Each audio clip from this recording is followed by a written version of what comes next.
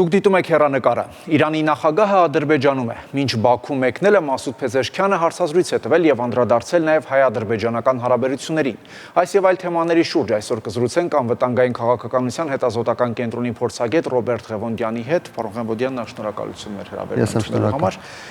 Այս այցը կարող է փոփոխություններ առաջացնել Ադրբեջանի դիրքորոշումներում տարածաշրջանային հարցերի շուրջ։ Իհարկե չի կարող փոփոխություններ առաջացնել,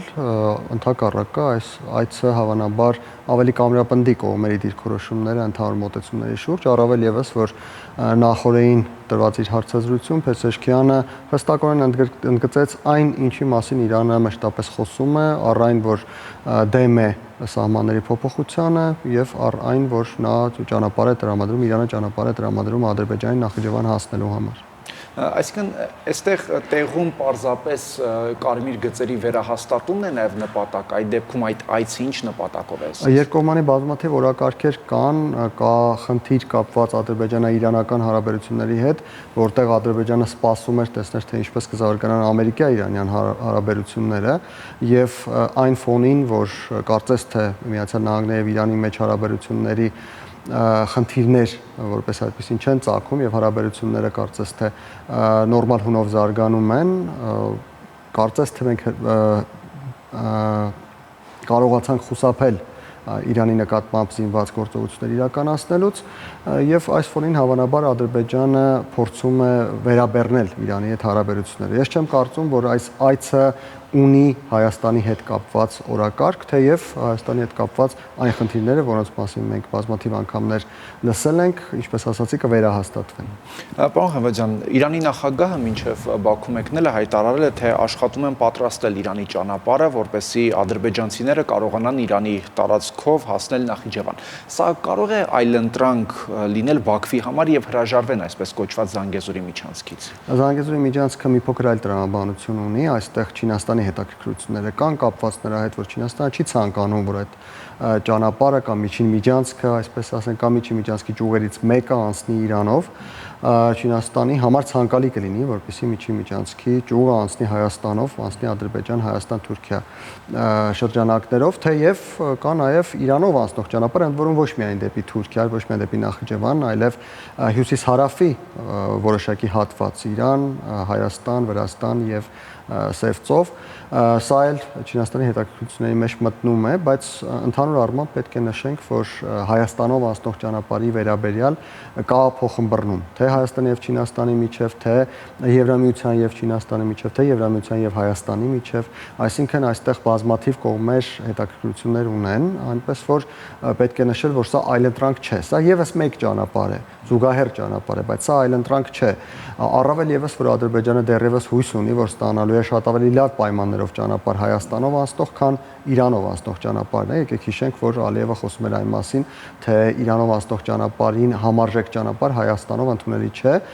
Ես նշեմ, որ վերջերս իրանցի ներողություն ադրբեջանցի փորձագետներից մեկի հետ բանավեճի ընթացքում փորձագետը նշում էր, թե քանի որ կոնֆլիկտ է եղել Հայաստանի հետ, այդ պատճառով Հայաստանով անցնող ճանապարհը չի կարող լինել որպես միջպետական, բայց ես գտնում եմ, որ սա ավելի շատ մանիպուլյատիվ պնդում է, ընդհակառակը Հայաստանով անցնող ճանապարհը հենց կոնֆլիկտի պատճառով, հետկոնֆլիկտային իրավիճակի պատճառով պետք է լինի միջպետական եւ պետությունները պետք է ունենան իրավասություն իրենց ճանապարհներով օգտագործելու դեպքում։ Տեսեք, Հայաստանի վարչապետն էլ ըստ էության հայտարարում է, որ Հայաստանն էլ դեմ չէ անխոչնդոտ անցման։ Պարզապես այստեղ խնդիրը այդ բառի մեկնաբանությունների մեջ է։ Ես կարծում եմ այստեղ խնդիրն այն է, որ Ադրբեջանը հույս ունի ստանալ արտատարածքային միջանցք, այսինքն Ադրբեջանը հույս ունի անցկացնել ապրանքներ, որոնք Հայաստանի վերահսկողության տակ որևէ դեպքում որևէ ձևով չեն գտնվի։ Իհարկե սա ընդունելի չէ Հայաստանի համար, բայց այստեղ նորից հողում անելով իմ նշած փորձագետին բանավեճի ընթացքում ես պետք է նշեմ, որ նրանք կարծում են, թե քանի որ Նախիջևանը Ադրբեջանի մաս է, ապա այն ապրանքները, որոնք նախատեսված են Նախիջևանում սպառման համար, ներողություն պետք է անցնեն առանց վերահսկողության։ Այն ապրանքները, որոնք տարանցիկ տեղափոխման համար են, կարող են ենթարկվել վերահսկողության։ Տեսեք, ըստ Իրանի նախագահի Ադրբեջանի եւ Հայաստանի միջև սահմանային եւ տարածքային հարցերը կլուծվեն այն ժամանակ, երբ երկու երկրների միջև առևտրային եւ քաղաքական հարաբերությունները լուծվեն յուրաքանչյուր կողմի իրավունքների փոխադարձ հարգանքի վրա։ Այսինքն ձեր խոսքից ըստ էության ենթադրելի է, որ Ադրբեջանը պատրաստ չէ դրան։ Իհարկե պատրաստ չէ դրան Ադրբեջանը, եկեք հիշենք, որ վերջերս Հայաստանի վարչապետը հայտարարեց, թե Ադրբեջանը ցանկանում է բացել տարածաշրջանը, բայց այնպես որպեսզի Հայաստանը դրանից ճոգտվի։ Իհարկե սա նոնսենս է, բայց փաստացի Ադրբեջանի գործողությունները, Ադրբեջանից հնչող հայտարարությունները, եթե խորը վերլուծենք, ապա կարծես թե տրամաբանությունը հենց այդպիսին է, Հայաստանը չունենա իրավունքներ, Հայաստանը չունենա զարգացում, չունենա հնարավորություններ, իսկ Ադրբեջանը այդ ամենը ստանա։ Սա Հայաստանի համար ընդունելի չէ։ Իսկ այս կոնսենսուսի բացակայության դեպքում զարգացումները դեպի ուր կարող են գնալ փակուղի։ Երկու տարբերակ կա, առաջինը լճացումն է, որի նշանները արդեն երևում են, եւ երկրորդը, եթե Ադրբեջանի նկատմամբ լինի համապատասխան ճնշում եւ Ադրբեջանը ի վերջո գնա համաձայնությունների Հայաստանի հետ, ես ճիշտն ասած այս պահին այդ ճնշումը չեմ տեսնում, բայց այնպես չէ, որ այդ ճնշումը հնարավոր չէ, գուցե զարգացումները լինեն այնպիսին, որ այդ ճնշմանը ի վերջո հասնենք։ Ինչու հասնենք, որովհետև Հայաստանը եւս պետք է լինի այդ ճնշում գործադրող կողմերից մեկը Ադրբեջանի նկատմամբ, իսկ եթե լճացում լինի, այդ լճացումը կարող է երկար ժամանակ այս իրավիճակը պահպանել։ Ես ճիշտն ասած շատ քիչ հավանական եմ համարում, որ կարող է պայթել իրավիճակը, այսինքն կարող է լճացումը բերել Ադրբեջանի կողմից ռազմական գործողությունների, ինչու որովհետև Ադրբեջանը ուղղակի ռազմական գործողությունների միջոցով ստանալու ոչինչ չունի։ Այն ինչի մասին մենք խոսում ենք, Ադրբեջանը կարողանա ունենալ հնարավորություններ, Հայաստանը չունենա հնարավորություններ, այնինչ ցանկանում է Ադրբեջանը, այդ նպատակը ռազմական միջոցներով իրագործելի չէ։ Պարոն Ղևոնդյան, իսկ այն, որ Իրանի նախագահը Բաքվում այսօր հայտարարեց, թե Ղարաբաղը Ադրբեջանի անկախտելի մասն է եւ իրենք հարգանքով են մոտենում դրան, սա նորություն էր ձեզ համար, որովհետեւ կարծես թե տարբեր վերլուծական դաշտերում սկսեցին այ մեր բարեկամ Իրանը սկսեց նման հայտարարություն անել, բայց կարծես թե այդ հայտարարության առաջին անգամ չէ, որ հանդիպում ենք Իրանի կողմից։ Ոչ միայն Իրանի կողմից, եկեք ուշադրություն դարձնենք, թե որ երկիրը այդպիսի բան չի ասել, սկսած Ռուսաստանից, նույնիսկ Հայաստանն է ընդունել Ադրբեջանի սահմանները 86640 կիլոմետր եւ պետք է նշել, որ սա նորություն չէ, իսկապես աշխարհի բոլոր երկրները ընդունում են, որ Արցախը Ադրբեջանի անկախտելի մաս է։ Այսօր դա իրականություն է, մեզ դուր գա դա, թե դուր չգա։ Իսկ ինչպես եք վերաբերվում վերլուծաբանների այն դիտարկումներին, թե վարչապետի այցը Մոսկվա հաղթանակի 80-ամյա հոբելյանական միջոցառումների հետ կապված Եվրամիության հետ հարաբերություններին կարող է հարված հասցնել։ Դուք իսկույն եք այդ տեսակետը։ Որոշակիորեն համաձայն եմ, ոչ թե հարված հասցնել խնդիրներ ստեղծելու առումով, այլ հարված հասցնել հեղինակության առումով, Հայաստանի հեղինակության առումով, բայց մյուս կողմից եկեք տեսնենք, թե ինչով կվերադառնա վարչապետը Մոսկվայից, գուցե վերադառնում է այնպիսի համաձայնություն ձեռք բերած, որից հետո որ մենք խոսում ենք այն մասին, որ այցելությունը ամեն դեպքում օգտակար էր մեզ համար եւ կարողանում է այդ համաձայնությունը այդպես ճակերտներում վաճառել Եվրամիության վրա, այսինքն ունենալ այնպիսի մի համաձայնություն, ձեռք բերել այնպիսի մի պայմանավորվածություն, որը ցույց կտա, որ մենք ընդհակառակը այդ այցելությունից հետո այդ համաձայնության արդյունքում ավելի մերձեցանք Եվրամիությանը եւ ավելի հեռացանք Ռուսաստանից։ Եթե դա տեղի ունենա, ապա կարելի է ասել, որ մենք չեզոքացրինք այն խնդիրները, որոնք կարող էին առաջանալ։ Եթե դա տեղի չունենա, ապա ես կհամաձայնեմ փորձագետների հետ, որ հեղինակության առումով մենք կորցրինք։ Իսկ ինչ կարող էր մեզ տալ չգնալը։ Դրանից ինչ որ դիվիդենդներ կարող ենք շահել նույն Եվրամիությանը։ Չգնալու դեպքում Հայաստանը կանսար Եվրամիության կոչին, Կալասի կոչին, այն որ պետք չէ մասնակցել այդ միջոցառումներին, ինչը նորից հեղինակության առումով գուցե Հայաստանի համար մի փոքր ձեռքբերում լիներ, բայց շոշափելի նյութական ինչպես առաջին դեպքում, այդպես էլ երկրորդ դեպքում ոչ կկորցնենք եւ ոչ էլ կշահենք։ Խոսենք նաև միջազգային լրահոսում ակտիվորեն քննարկվող մեկ այլ հարցի շուրջ։ Հյուսիսային Կորեան հաստատել իր զորքերի մասնակցությունը ռուս-ուկրաինական պատերազմին, այսինքն ռուսների կողմից նաև հյուսիսկորեացիներ են կռվում։ Սա ինչ նշանակություն կարող է ունենալ։ Նախ նշեք, որ դա նորություն չէ, բավական ժամանակ է արդեն, որ պաշտոնապես չէ։ Այո, պաշտոնապես նոր ճանաչեցին, բավական ժամանակ է, որ ուկրաինացիները դրա մասին խոսում էին, նույնիսկ ապացույցներ ունեին, հյուսիսկորեացի զինվորներ էին գերի վերցրել։ Մյուս կողմից պաշտոնապես Հյուսիսային Կորեայի զինվորների հայտնվելը այդտեղ եւ ճանաչելը նշանակում է, որ աշխարհակարգում եւս մեկ տաբու կոտրվեց եւ այդ եւս մեկ տաբուն Հյուսիսային Կորեայի նկատմամբ տոտալ շրջափակումն էր, փաստացի Ռուսաստանը պաշտոնապես թույլ է տալիս հյուսիսկորեական բանակին մասնակցել գործընթացների իր տարածքում տեղում, որովհետև ի վերջո օրինակ Կուրսկը իր տարածքն է։ Մյուս կողմից պետք է նշենք մի կարևոր բան, որ ուկրաինացիները մի քանի անգամ հայտարարել են, ճիշտ ասած ես չգիտեմ իրականում այդպես է թե ոչ, բայց ուկրաինացիները հայտարարել են, որ հյուսիսկորեացիներին հիմնականում հանդիպում են ռուսական տարածքներում, այն տարածքներում, որտեղ ուկրաինական զորքերը հատել են Ռուսաստանի սահմանը եւ կարծես թե նրանց չեն հանդիպել ուկրաինական տարածքներում, Ուկրաինայի ինքնիշխան ճանաչված տարածքներում, որտեղ Ռուսաստանը ինքն է հատել սահմանը, այսինքն ռուսական զորքերն են կռվում։ Սա նշանակում է, որ Ռուսաստանը ամեն դեպքում փորձում է պահպանել միջազգային կարգի այս հատվածը, այսինքն հնարավորություն չի տալիս հյուսիսկորեացի զինվորներին անցնել իր տարածքից դեպի այլ պետության սահմաններ, ինչու այլ պետության, որովհետև դեռևս ոչ ոք բացի իրենցից չի ճանաչել այդ տարածքները ռուսական, այնպես որ դա դեռևս այլ պետության տարածք է։ Ես ենթադրում եմ, որ սա կապված է նրա հետ, որ Ռուսաստանում վստահ չեն իրենց հաղթանակի մեջ եւ պարտության դեպքում պետք է այնուամենայնիվ որոշակի նահանջի կամ հնարավորությունների կամ արդարացման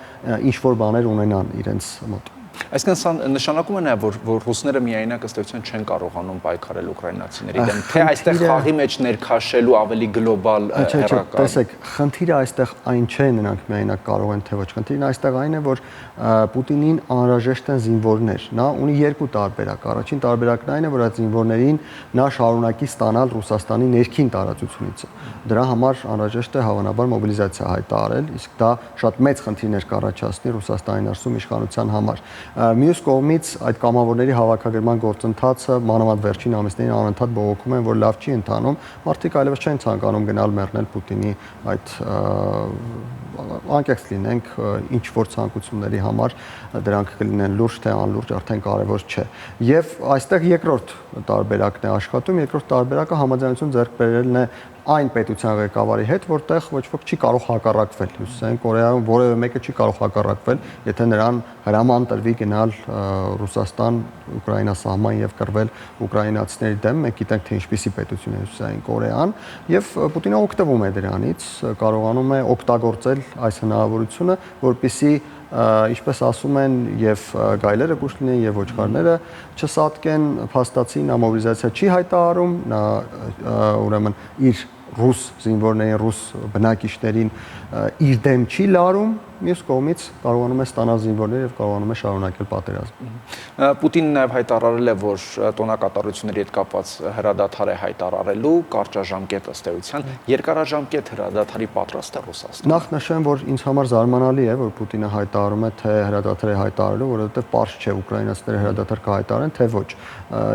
Մեծ է հավանականությունը, որ ուկրաինացիները կարող են պահպանել այդ հրադադարը եւ իրենք կարող են հարձակվել, առավել եւս որ իրենք չեն հայտարարել թե համաձայն հրադադարին եւ հաշվի առնելով այն, որ օրինակ Ծաղկազարդի օրը Ռուսաստանը բավական մեծ կրակ բացեց Ուկրաինայի քաղաքների գյուղերի վրա, ինչը հակահումանիստական էր, ուկրաինացիները կարող են պատասխանել եւ դա բացառված չէ ընդհանրապես։ Ինչ վերաբերում է մեծ հրադադարի հարցին, այստեղ ես կարծում եմ կա մեկ այլ խնդիր, կա խնդիր կողմերի մոտեցումների չհամընկնելու եւ կողմերը ասելով ես այս դեպքում նկատի չունեմ Ռուսաստանը եւ Ուկրաինան, նկատի ունեմ բոլոր կողմերը։ Տեսեք, Ռուսաստանը իր պայմաններն է առաջ քաշում, ճանաչել 4 շրջանները ռուսական, Ուկրաինայում անցկացնել նոր ընտրություններ եւ այլն։ Այնպիսի պայմաններ, որոնք որ չեն կարող ընդունել լինել նույնիսկ Տրամպի համար, որովհետեւ ի վերջո Տրամպը ինչքան էլ որ նա փորձի փոխել Միացյալ Նահանգների դերակատարումը աշխարհում, կան որոշակի սահմաններ, որոնցից դուրս գալ նա չի կարող եւ ներքին պատճառներով եւ արտաքին պատճառներով եւ նաեւ չի էլ ցանկանում, որովհետեւ ի վերջո նա մնալու է մի նախագահ, որը կապիտուլյացիայի ենթարկեց Ուկրաինան, եթե այդպես լինի։ Ի վերջո պետք է ինչ-որ մի բան էլ Ուկրաինան ստանա։ Օրինակ Ուկրաինան կարող է ստանալ այն, որ ռուսները այլևս իրավունք չունենան մասնակցելու Ուկրաինայի կյանքին, բայց դա Ռուսաստանի համար ընդունելի չէ։ Տեսեք,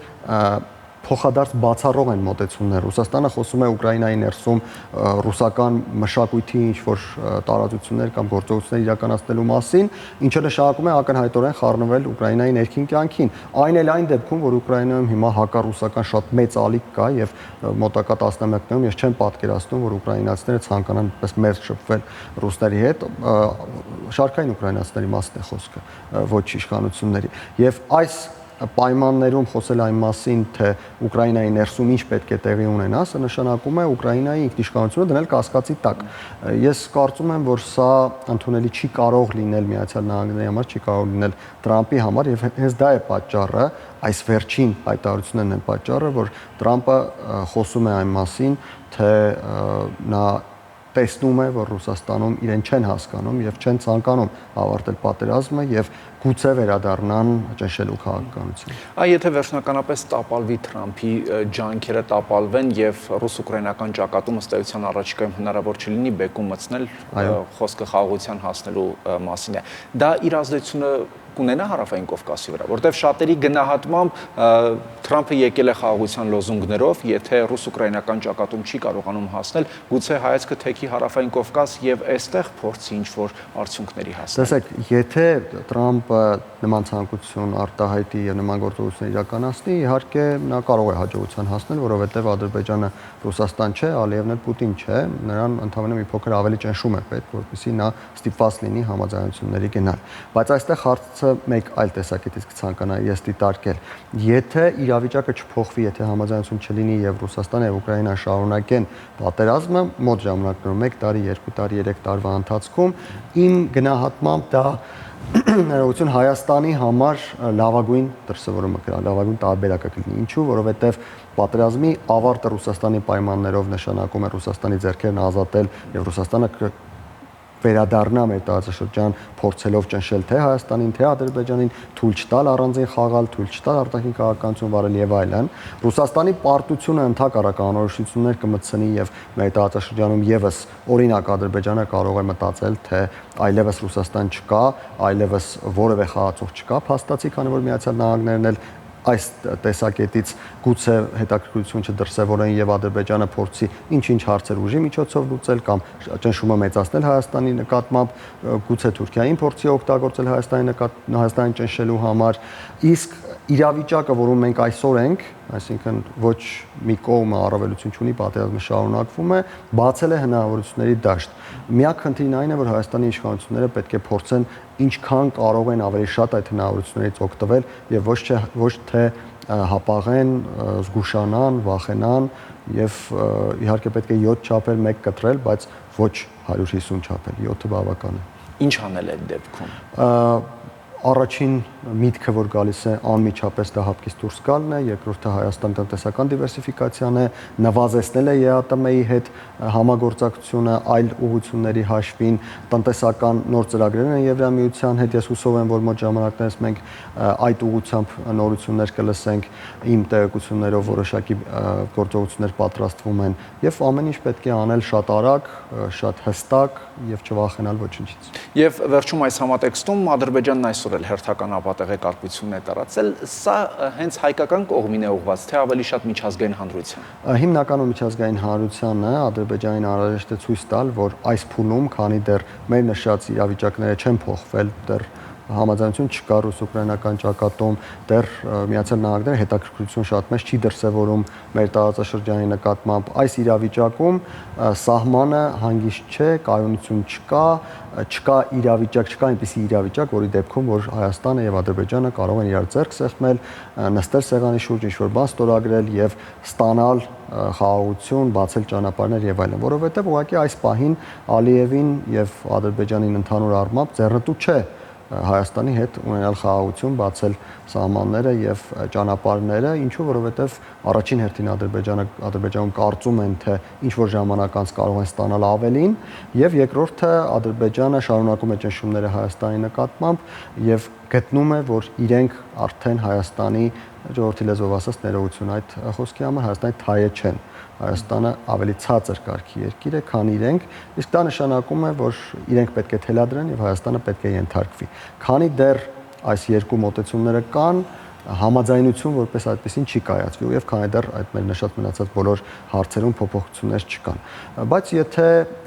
փոխվի այս մոտեցումը, օրինակ Ադրբեջանին ճնշեն եւ ցույց տան իր տեղը, որ նա պետք է լինի, ցույց տան, որ նա